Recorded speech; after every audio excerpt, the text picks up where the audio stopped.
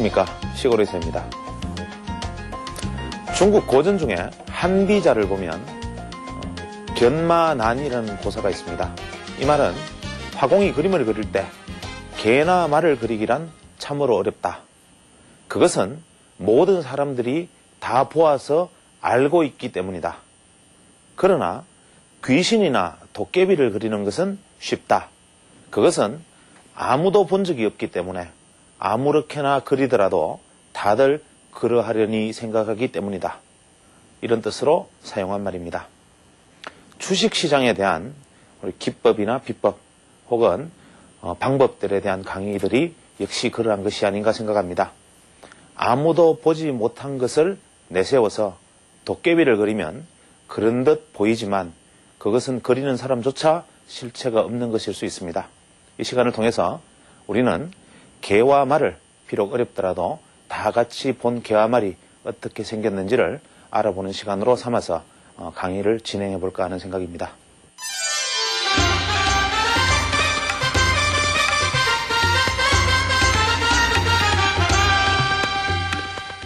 얼마 전에 저도 개인적으로 조금 이 면식이 있는 그 옵션 트레이더 한 분이 제도권 애널리스트로 그냥 진입을 하고 스스로 트레이딩을 포기했다는 기사가 신문에 난 적이 있습니다. 이분은 실제 한 해에 많은 수익을 옵션을 통해서 내왔던 분인데 이분이 남기신 말이 참 인상적입니다. 과거에까지는 비정상적인 변동성, 즉 지나친 고평가와 저평가가 반복되는 옵션 시장에서 그 넘치는 고평가, 저평가 부분만 냉정하게 시스템으로 접근해서 수익을 수취하는 전략만으로도 수익을 많이 낼 수 있는 시장이었는데 이제는 그렇지 않다, 수익이 나지 않는다 이렇게 얘기를 했습니다. 이것이 시사하는 바는 대단히 큽니다. 한때 지난 90년대 후반부터 이제 엄밀하게 2003년 초반까지로 저는 개인적으로 생각하는데 이 기간까지에는 사실 우리가 파생해서 수익을 조금만 원칙적으로 투자를 하면 엄청난 수익을 낼 수 있는 구간이었습니다. 대부분 이렇게 막말을 드리면 송구스럽지만 시장에 워낙 바보들이 많았기 때문에 바보들이 아무것도 모르고 들어와서 그냥 좀 더 막말을 하자면 어중이 떠중이까지 들어와서 그냥 아무것도 모르고 시장에서 네이키드 매수를 통해서 옵션 시장에서 거래량을 늘리고 어림도 없는 부분에 가서 계속 매매를 행함으로써 실제로 냉정하게 그 밴드를 유지해 나갔던 제도권의 트레이더들이나 그 외 옵션의 시스템 전략가들 내지는 가장 원칙적인 매매자들에게 거의 그 많은 비용들을 지불해 왔던 것이 사실입니다. 사실 그런데 이 파생뿐만이 아니라 이 주식시장도 마찬가지였습니다. 우리가 큰 눈으로 보면 주식시장도 최소한 과거의 2000년대 이 정도까지만 해도 10배 수익이 나지 않으면 이거 수익에 대한 기대조차도 하지 않는 극단적인 최대 2배 정도 수익으로는 상대적 박탈감을 크게 느끼는 극단적 변동성을 보여주는 시장을 가지고 있었고 부동산이라 하더라도 부동산이라 했다 하면 최소한 아파트를 재건축 아파트 한번 사면 최소한 5배 토지 부동산 개발지 한번 잘 사면 10배 역세권 개발 계획을 잘 첩보를 입수하면 20배까지 수익이 나는 우리나라 재테크 시장에서 어떤 극단적 변동성이 먹혀왔던 것이 지난 한 2003년 이전까지의 어떤 재테크 시장이었다고 볼 수 있죠. 큰 눈으로 보면 이게 상당히 심각한 변화가 지금 일어나고 있습니다. 우리가 파생 자체만으로 놓고 본다면 파생 시장에서는 이렇게 정상적인 변동성 안에서 이 변동성으로 바깥쪽으로 나아가주는 정말 이 다수의 바보들이 이 변동성의 박스를 인식하고 있는 이 소수의 전문 트레이더에게 대부분의 비용을 갖다 바치고 있었기 때문에 옵션의 전문 트레이더 입장에서 만약에 바라본다면 그저 아무것도 하지 않고 시스템에만 맡겨 놓더라도 고정된 수익이 보장이 되는 아주 좋은 시장이었습니다.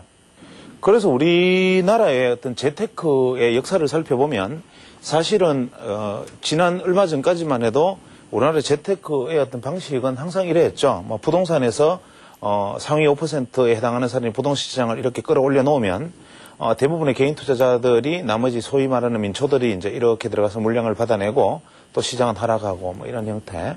뭐 주식시장뿐만이 아니라 모든 자본시장이 이런 형태로 움직였습니다.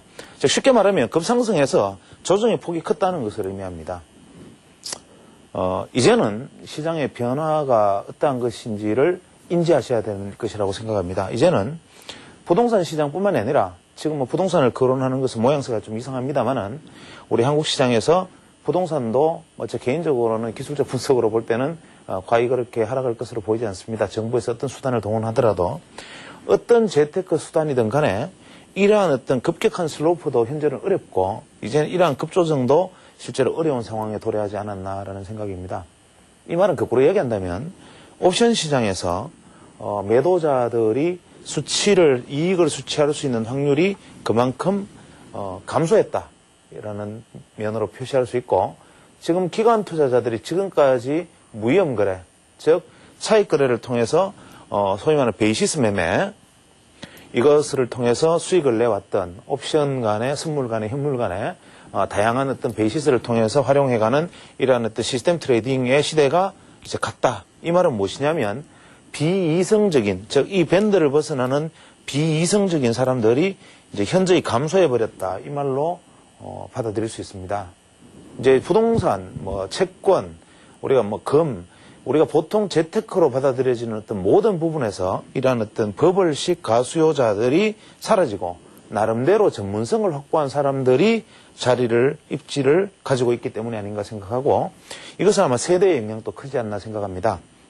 이제 전반적으로 사회의 중심 세대가 지금 현재 40대 초반을 중심으로 30대까지 재편되면서 이 세대들이 가지고 있는 나름대로의 어떤 전문성들 스스로 찾아서 공부하고 알아내서 전문가에 못지않은 나름대로의 지식과 확신을 가지고 무엇을 시도하는 방향성들 이러한 부분들이 시장의 주류로 등장하면서 이제 과거와 같은 정상적 이성적 밴드를 벗어나는 이러한 투자는 거리 없지 않을까라는 생각입니다. 그래서 부동산가가 상승하더라도 이것은 과거와 같은 이러한 거품에 의한 상승이 아니라 수요가 이러한 상승을 유발시키는 수요 공급의 원리가 그렇게 만들고 주식시장이 상승하는 것도 역시 내재적인 어떤 수급 요인에 의해서 이런 상승이 벌어질 수 있는 그런 환경들.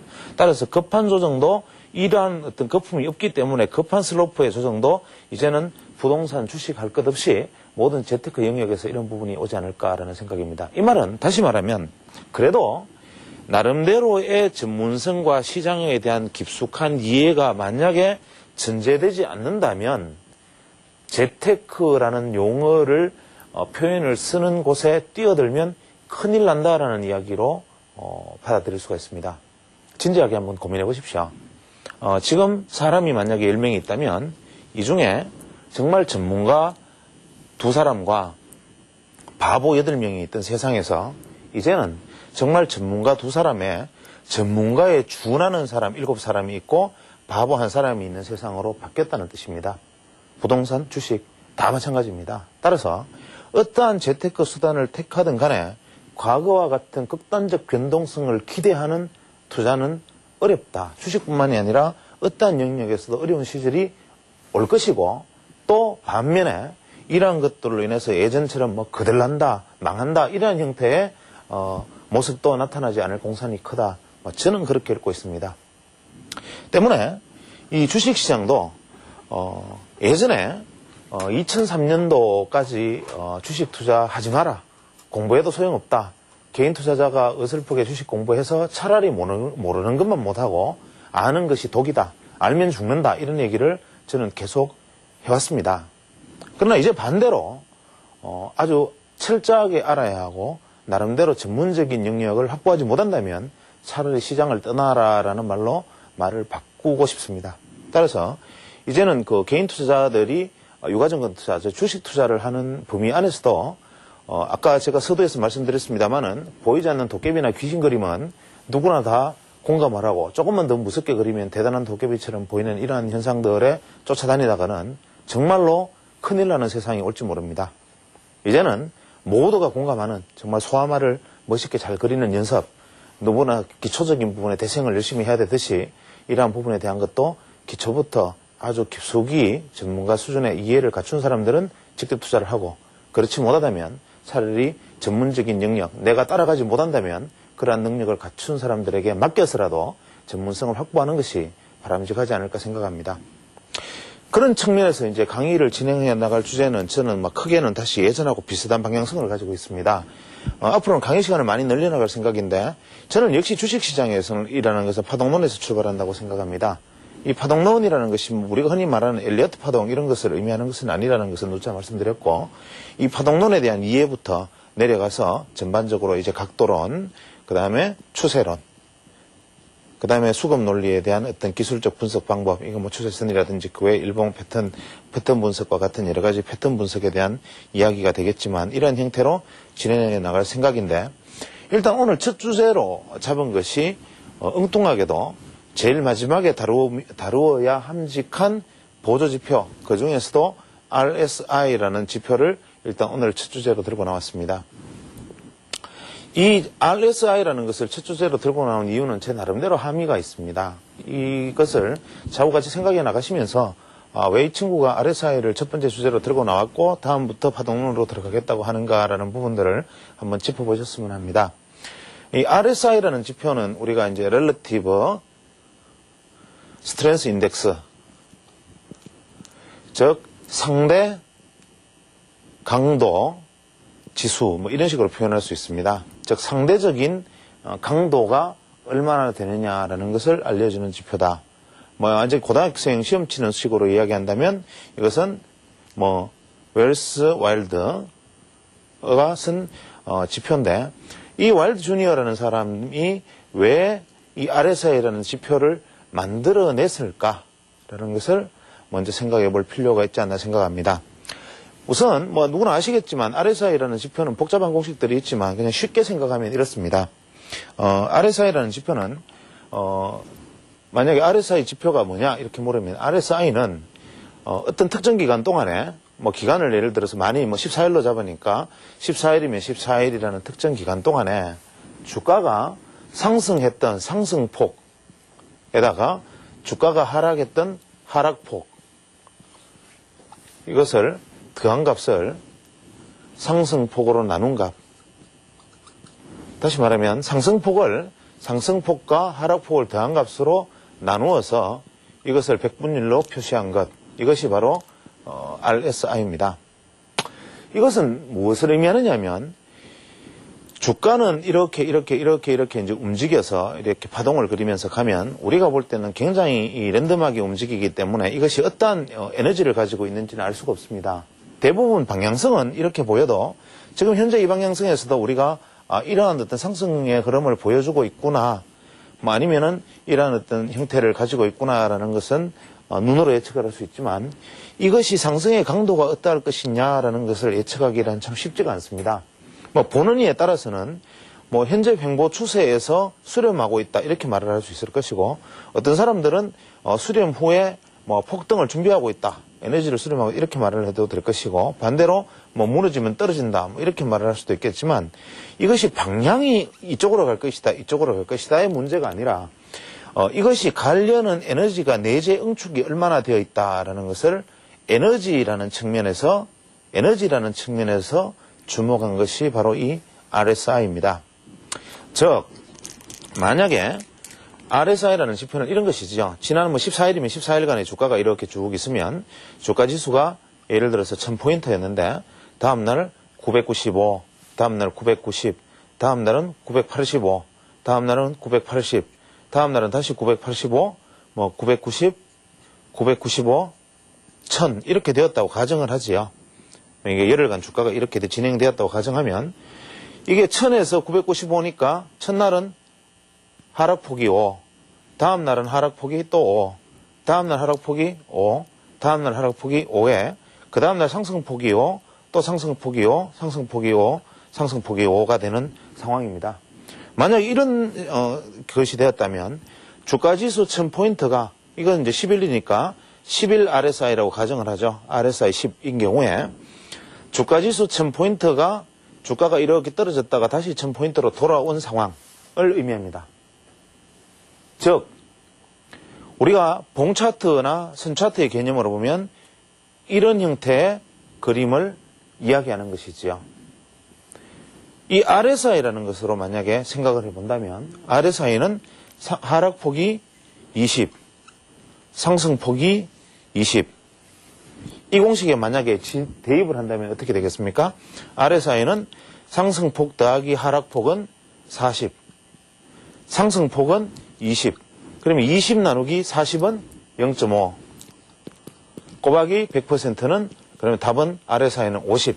즉 이런 답이 나옵니다. 그래서 RSI는 중심선을 만약에 우리가 여기를 100으로 두고 퍼센트 기준으로 만들어진 지표니까 최저 0%에서 최대 100%까지를 RSI의 폭으로 잡고 그 중심을 만약에 50으로 잡는다면 RSI는 어떤 형태를 취하느냐면 이 중심에 지표가 놓여 있는 상황이 됩니다.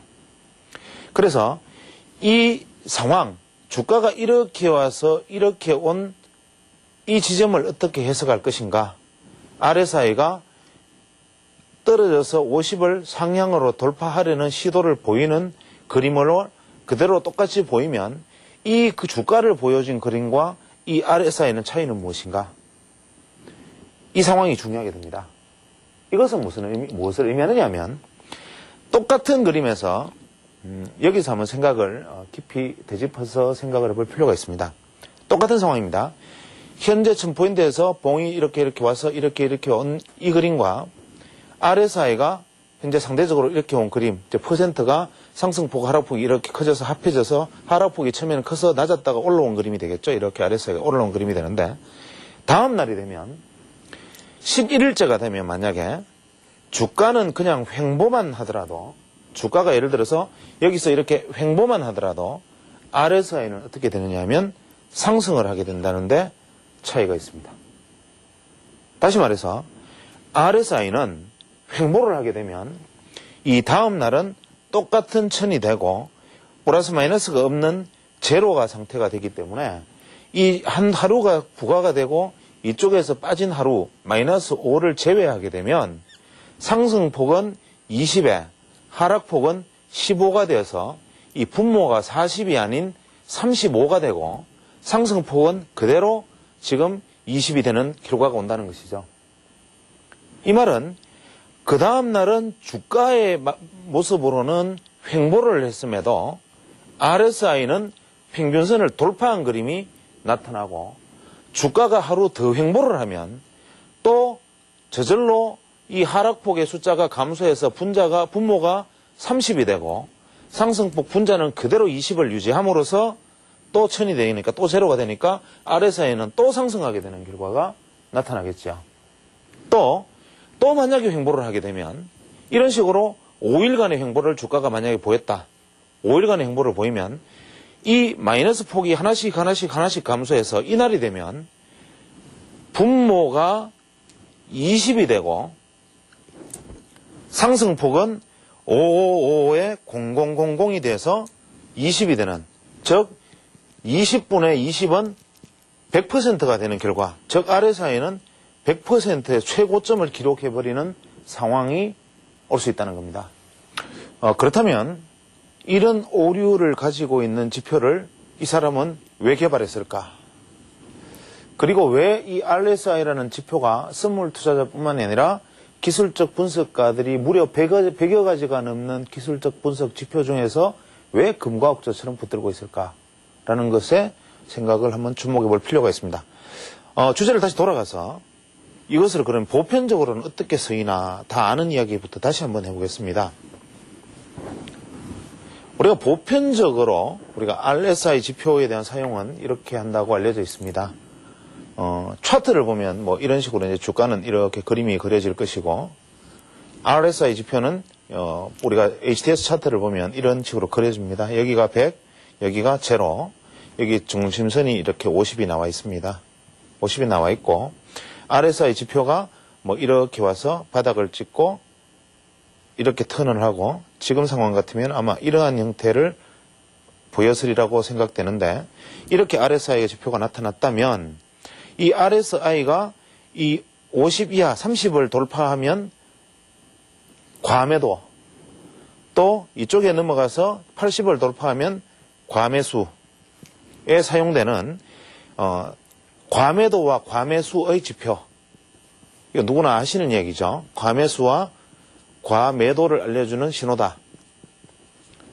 그래서 기계적으로 RSI가 현재 수치가 70, 현재 수치가 30을 내려가면 매수, 70을 넘어가면 매도해라. 뭐 이러한 과매수, 과매도의 지표로 일반적으로 사용하는 경우와, 두 번째로 이 중심선에 해당하는 이 50을 중심선 50, 즉 이 중심선을 상향 돌파하느냐 하향 돌파하느냐에 따라서 매수와 매도를 하는 것이 좋다라고 말하는 관점. 세 번째로는 이 RSI를 이동평균한 값.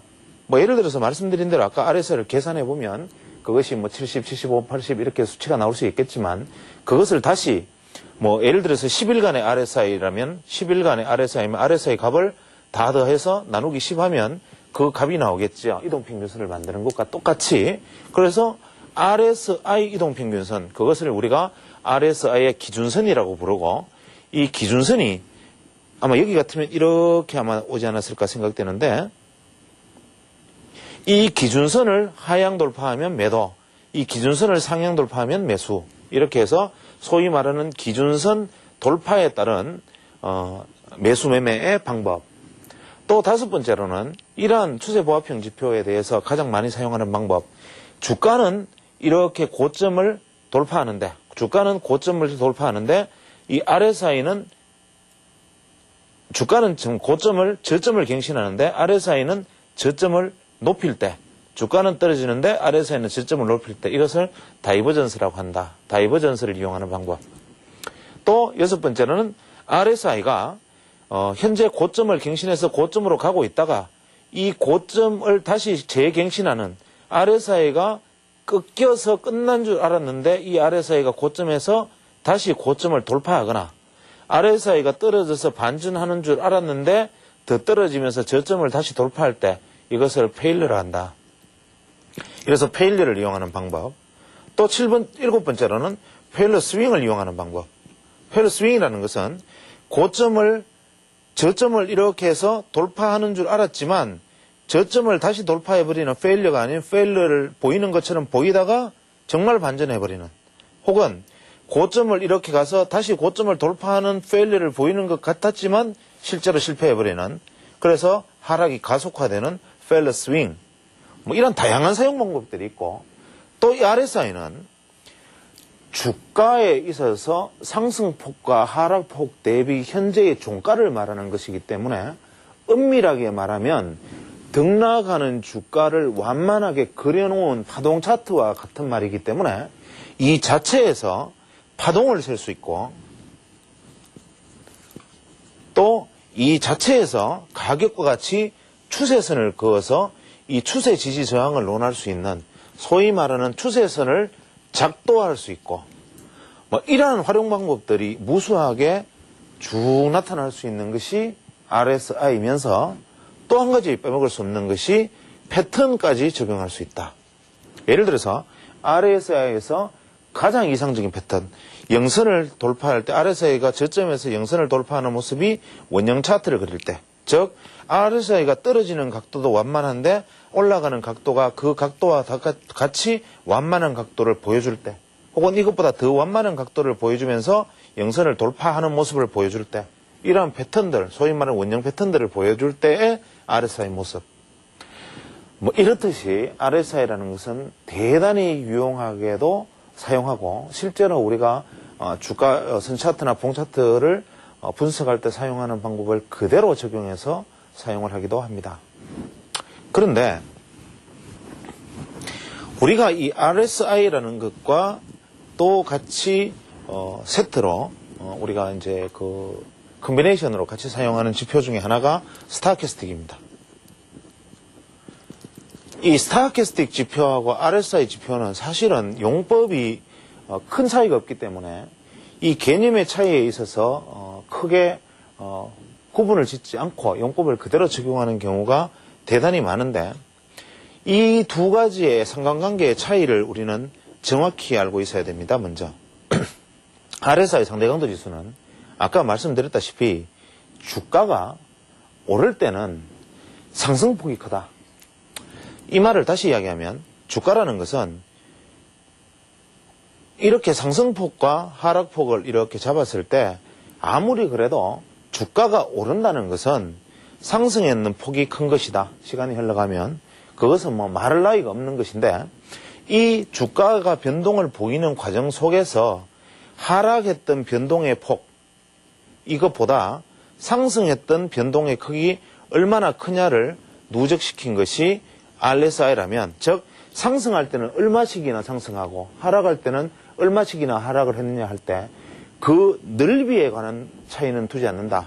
예를 들어서 RSI는 오를 때 5, 2, 1, 1, 3 이렇게 올랐고, 내릴 때는 뭐 1, 1, 1, 1, 1, 5 이렇게 내렸더라도 이 두 개의 합이 같다면 에너지는 같은 것으로 취급하는 것이죠.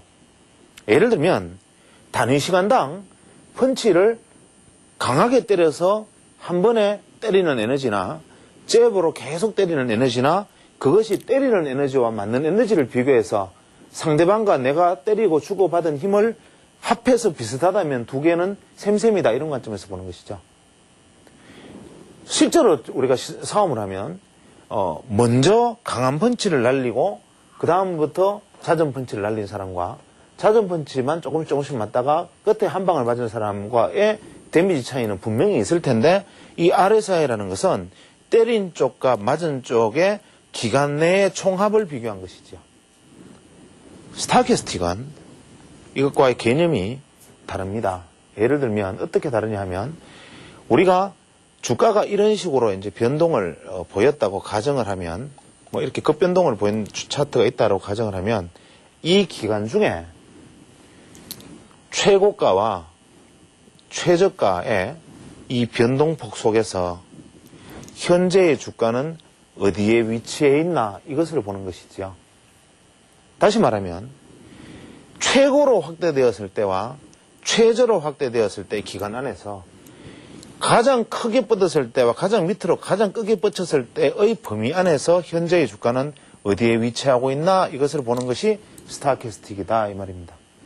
그 이전에 잔잔하게 어떻게 때렸건 이것은 중요한 것이 아니고, 이 전체의 폭 안에서 어떻게 현재의 종가가, 오늘의 종가가 어디에 있느냐 하는 것이죠. 오늘의 종가가.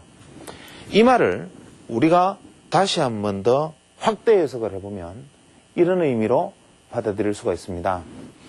이 스타캐스틱이라는 것은 소위 말하는 이 볼린저 밴드의 개념과 사실은 많이 근접해 있는 분석 방법입니다.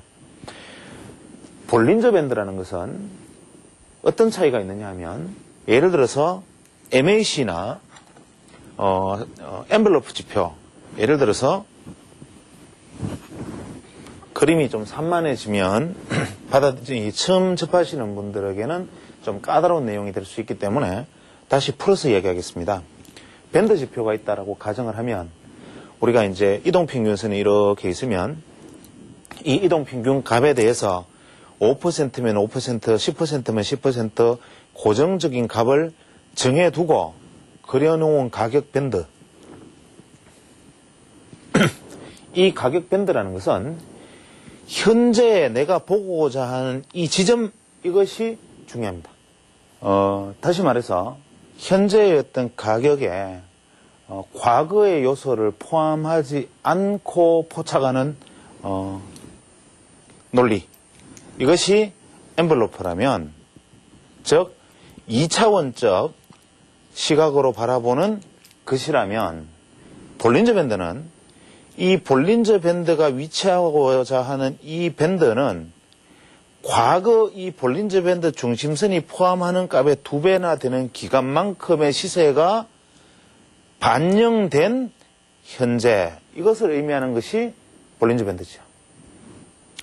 그래서 이 스타캐스틱이라는 것 역시 과거에 허용했던 이 변동의 밴드 폭을 현재의 위치가 어디에 있느냐라는 것으로 이렇게 빳빳한 밴드를 만들어주고 가격 대비해서 이것을 돌파하는데, 이것이 과거에 영향을 미쳤던 범위라는 전제하에서 출발하는 것이지요. 그래서 우리가 일반적으로 말하는 과거의 시세가 내게 어떤 영향을 미치는가가 담겨있는 지표들이 시장의 미래의 추세를 예측하는 것이지 과거의 시세를 덮어버리고 현재의 가격대에만 높낮이만 바라보는 것은 시세를 예측하는 것이 아니라 현재를 대응하는 지표가 되는 것이지요. 그런 관점에서 보면 이 스타캐스틱과 같이 빨리 움직이는 이 빠른 지표들도 냉정하게 말하자면 미래 예측성의 한 목적성을 두고 개발된 지표다, 이런 의미가 됩니다. 그래서 우리가 스타캐스틱 지표와 RSI 지표를 만약에 비교해서 생각한다고 생각을 하면, 예를 들어서 스타캐스틱 지표는 이런 상황이 벌어질 수 있습니다. 과거에 어떤 내가 측정하고자 했던 스타캐스틱의 범위에서 처음에 주가가 이런 식의 범위를 보인 다음에 현재 이런 주가를 만약에 보였다면, 현재 오늘의 주가가 만약에 여기 있다면 이것은 스타캐스틱 중간에 중심선의 주가가 있는 것이지요. 그런데 만약에 주가가 이런 그림이 아니고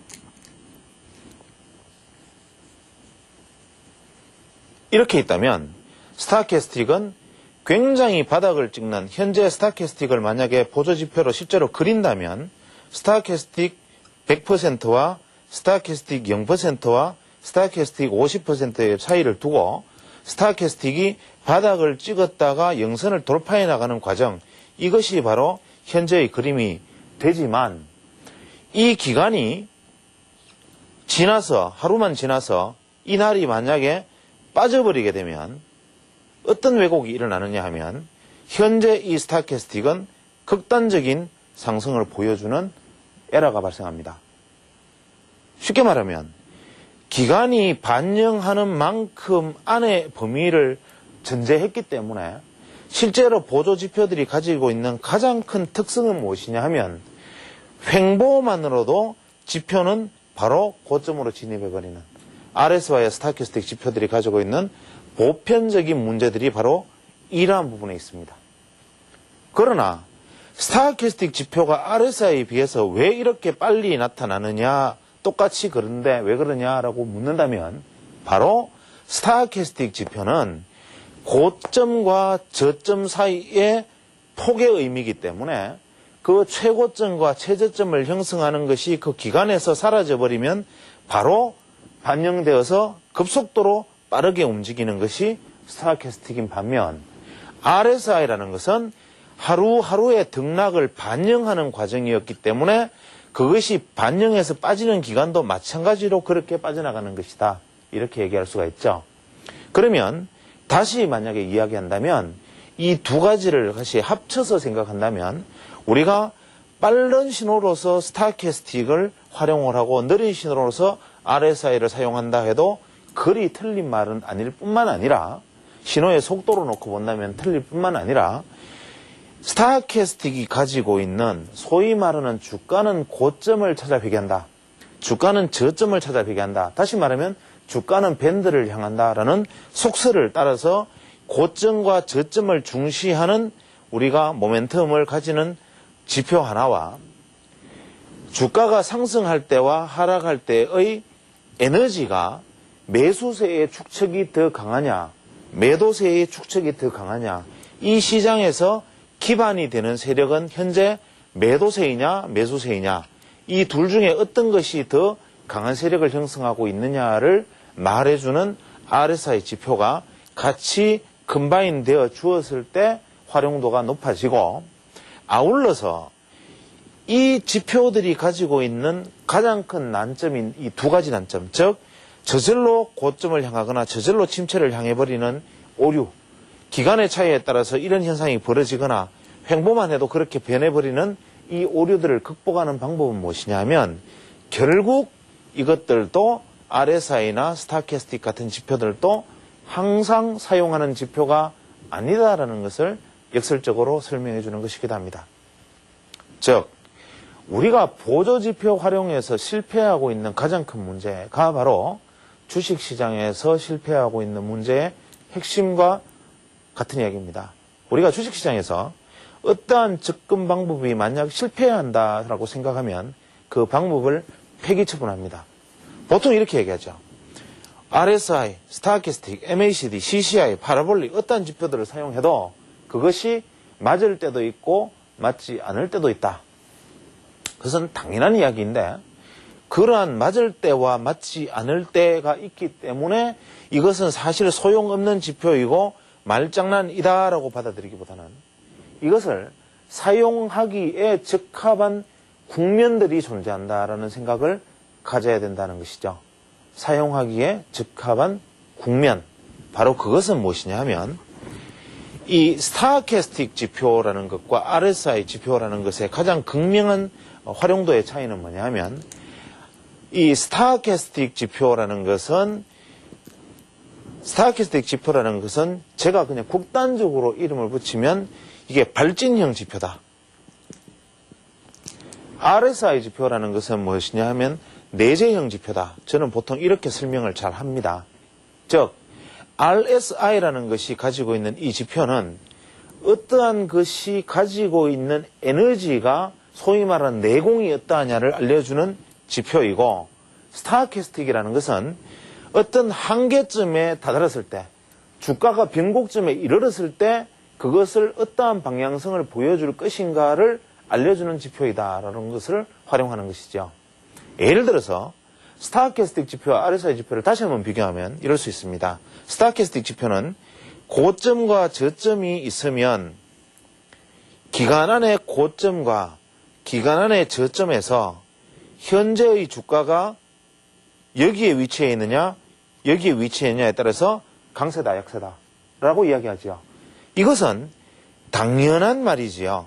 즉 주가가 고점을 향해서 진행되고 있다는 것은 상승 추세라는 것, 상승이 강화되고 있다는 것을 의미하고, 주가가 저점을 향해서 내려가고 있다는 것은 하락 추세라는 것을 얘기하기도 하고, 말하기에 따라서는 주가가 이쪽을 향해서 가고 있다는 것은 지난번 저항선으로 다가가고 있다는 의미가 되기도 하고, 주가가 밑으로 내려가고 있다는 것은, RSI가 내려가고 있다는 것은 지난번 지지선을 향해서 내려가고 있다는 것을 의미하기도 합니다.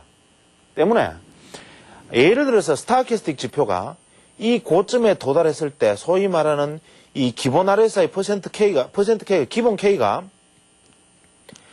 그것을 다시 이동 지수 평균해야 %K가 되는 것이죠. 현재 이 값이 이렇게 고점에 달했을 때 우리는 100이라고 이야기하는데, 여기서부터 고점을 돌파해서 주가가 나아가면 어떠한 일이 벌어지는가? RSI는 스타캐스틱은 이렇게 고점을 향해서 돌파해 나아가면 스타캐스틱은 0, 50, 100에서 이런 형태를 보이게 되겠죠. 하루 정도 조정을 받으면 떨어졌다가 또 고점을 돌파하면 또다시 나아가 100에 도달하고, 또 주가가 고점을 돌파했다가 조금 조정받으면 내려왔다가 또다시 고점을 돌파하는 형태로 계속 벌어져서 주가가 이런 식으로 가면 계속 이렇게 되는데, 만약 이 기간이 흘러서 주가가 고점을 이런 형태로 만약에 갱신을 했다고 가정을 한다면, 실제로 주가 상승폭은 극히 미미한 상황에서 전고점은 계속 조금씩 만약에 갱신하면, 날짜가 기본 날짜가 이렇게 진행이 되면서 이 부분이 만약에 빠져버리게 되면 어떤 결과가 벌어지겠습니까? 지표상으로는 약간의 주가의 조정에도 불구하고 스타캐스틱 지표는 급락해 버리는 상황이 벌어질 수 있습니다. 이해가 되시겠습니까? 대부분 우리가 수치적인 지표 혹은 이 보도 지표들의 라직을 이것이 형성되는 과정들이나 그것들이 산술 이런 복잡한 이야기들은 일반인들이 보편적으로 대단히 싫어하는 얘기입니다. 그래서 이런 부분들은 아이고 머리 아프다 신경을 쓰지 않게 되고, 실제로 알 필요도 없는 것이지만 이것을 설명하는 이유는 일부 소수 젊은 세대 시청자 여러분만 이해하시라는 뜻이 아니라, 싫어도 이해를 하려고 들어야 된다는 것을 강조하기 위해서입니다. 그래서 이 스타캐스틱이 가지고 있는 이 함의에 대한 것을 나는 가슴 속에서 익혀야 됩니다. 여기서 기간이 지나가면 주가는 전고점을 조금씩 돌파해서 조금만 조정을 보이면 스타캐스틱은 급락하게 된다라는 이야기를 만약에 RSI와 비교하면 어떤 결과가 될까요? RSI라는 것은 이것은 이렇게 온다 하더라도 실제 상승폭과 하락폭을 합하면 중심선에 지지받고 스윙하는 형태를 취하게 됩니다. 즉 속도가 대단히 빠른 스타캐스틱과 속도가 느린 RSI의 차이일 수도 있지만 극단적으로 한계선, 즉 임계선을 넘어서는 지표와 임계선을 넘어서지 않는 지표의 차이일 수도 있습니다. 또 스타캐스틱 지표는 정고점을 넘어서기만 하면 정고점을 0.1을 넘든 정고점을 100을 넘든 그것은 넘은 것입니다. 단순히. 때문에 정고점을 넘은 폭이 어떠하든 넘은 강도가 어떠하든 이 위치에서 스윙을 하는 것이 스타캐스틱이고 정상한가를 찍으면서 계속 올라간 종목이든 1% 올라간 종목이든 같은 결과를 가져오는 것이 스타캐스틱이라면 RSI라는 것은 이것이 올라간 것은 올라갔다가 떨어졌다 하는 것의 폭을 다 같이 반영하는 것이기 때문에 이 시세의 실제 내재의 에너지를 다 보여주는 것이라고 볼 수가 있지요. 때문에 이 RSI와 스타캐스틱을 병용해서 활용하는 것이 대단히 중요할 뿐만 아니라 이 RSI와 스타캐스틱의 유용성은 이미 여기서 결판이 납니다. 즉 어디에 사용하느냐에 대한 정답은 이미 이 안에서 담겨져 있는 것이지요. 예를 들어서 우리가 이것을 파동으로 접목을 해본다면 1, 2, 3, 4, 5의 파동이 나타난다면 우리가 실제로 이 파동의 상승 국면에서 이것을 돌파를 하느냐 마느냐, 또 이것이 돌파를 했다면 어디까지 상승하느냐, 이 문제에 있어서 이것이 볼린저 밴드로는 어떠한 형태의 그림을 만들어 갈 것이고 또 RSI와 스타캐스틱은 현재 지점에서 어떠한 모양을 만들어 갈 것이냐 하는 것들은 그림 속에서 짜 맞춰진 듯이 시줄과 날줄로 그대로 얽혀서 이해되는 것입니다. 때문에 우리가 RSI 지표가 가지고 있는 보편성 중에서 하나를 다시 또 해석을 해서 짚어보기로 하겠습니다. RSI가 가지고 있는 다이버전스는 소위 말하는 스타캐스틱 다이버전스와는 다른 우리가 편기라 그러죠. 이 RSI 다이버전스나 스타캐스틱 다이버전스와는 상당히 다른 의미를 가지고 있습니다. 보통 우리 보조지표에서 이 다이버전스는 이렇게 활용을 합니다. 주식은 이런 식으로 상승을 해나가면 지금 현재 주가는 계속 고점을 돌파해서 상승을 해나가는데 이 보조지표가 이제 현재 시점에서 고점을 넘어서지 못한다면, 즉, 이 보조지표가 현재 시점에서 넘어서지 못하고 주가는 고점을 넘었으면, 주가는 고점을 넘어서는데 보조지표는 고점이 낮아지면 이것을 우리가 다이버전스라고 그러고 이것은 시장이 떨어지려는 에너지를 가지고 있는 것이다 라고 해석을 하고, 또 반대로 시장은 이렇게 떨어지고 있는데 보조지표가 만약에 이렇게 방향성이 주가는 이렇게 떨어지는데 보조지표는 이런 방향성을 보여준다면 주가와 보조지표가 방향이 다르기 때문에 이것은 상승을 예비하는 것이다 이렇게 말하는 것이 다이버전스를 이용한 일반적인 투자가 됩니다. 그런데 이 다이버전스라는 건 도대체 왜 일어날까라는 것을 한번 생각해 보죠.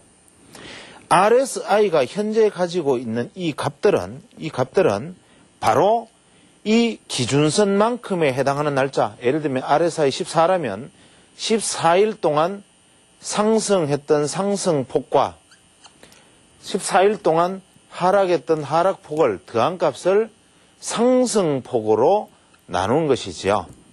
때문에 주가라는 것이 분명히 상승을 했고 분명히 여기서 상승을 했고 여기서도 또 상승을 해서 이 상승폭보다 이 상승폭이 고점을 넘어섰음에도 불구하고 실제적으로 여기에서 보여줬던 상승이라는 것은 디딤돌을 가지는 상승을 보여주었던 것이고 현재 여기서 고점을 넘어서긴 했지만 이 상승이 만약에 디딤돌이 없는 상승이었다면 이것에 대한 반영도는 낮은 반영도가 접어들고 이쪽에 큰 반영도의 숫자가 접어드니까 이 숫자가 기하급수적으로 커지게 되죠. 즉 상승폭의 숫자는 늘어난다 하더라도 이 숫자만큼 늘어난다 하더라도 반대로 분모에서 늘어난 숫자에 빠져나가는 숫자가 같이 있다면 즉 하락폭과 상승폭을 나누었을 때 상승폭의 마지막 일수에는 크게 들어가고 앞에 1, 1, 1, 1, 5가 된다면 1이 빠지고 5가 대치됐다는 거, 분모에서. 이것이 바로 여기에서 고점을 낮추는 결과로 가져오게 되는 것이지요. 다시 설명을 하면 말이 좀 복잡한데 잘 이해를 하셔야 됩니다. 현재 주가가 이렇게 상승을 해 나갈 때 이 상승폭 더하기 상승폭 더하기 상승폭 더하기 하락폭 하락폭 하락폭 하락폭 더하면은 상승은 현재 2 하락은 계속 1 이렇게 형태가 구성되었다면 분자는 10 하락폭이 5 그래서 분모는 15가 되고 상승폭은 10 즉 10 나누기 15 곱하기 100%의 RSI가 되는데 여기에서 RSI가 고점을 갱신했다 하더라도 이 앞에 떨어졌던 폭만큼의 숫자가 남아있는 상황에서 이 부분에 하나가 제거되고 여기가 하나가 5가 들어왔다 하더라도 그래서 이 부분이 고점을 돌파했다 하더라도 전체적인 상승폭에 차지하는 반영하는 폭의 비율은 전체 비율 중에서 실제로는 3의 비율만 반영이 된 것이지만 이것을 나누는 폭에서는 하락폭을 제외하고 나누는 폭에서는 이것이 전체적으로 나누는 비율로 접어드니까 실제로는 1.5배 정도 수준만큼의 반영 비율을 가지게 된다는 것이죠.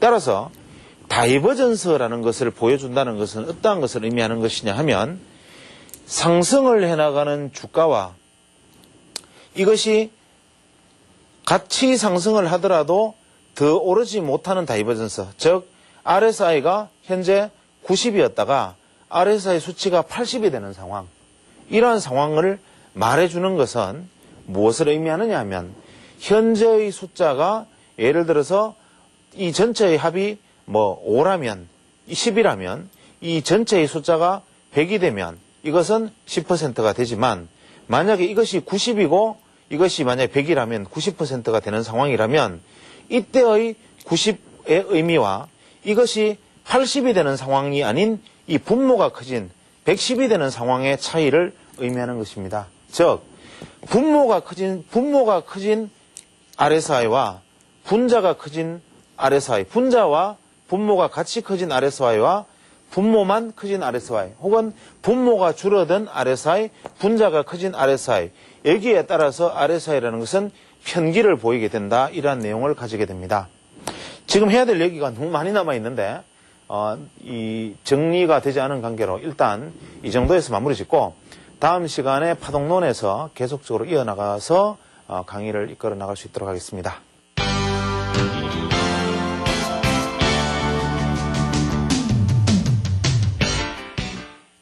만약 이런 식으로 주식 강의가 진행된다면 이것은 투상사 시험 치는 수준이 아니냐라는 반문이 있을 수 있지만 첫 시간은 다소 어려운 내용이지만 미리 한번 끌고 가본다는 의미에서 출발한 것입니다.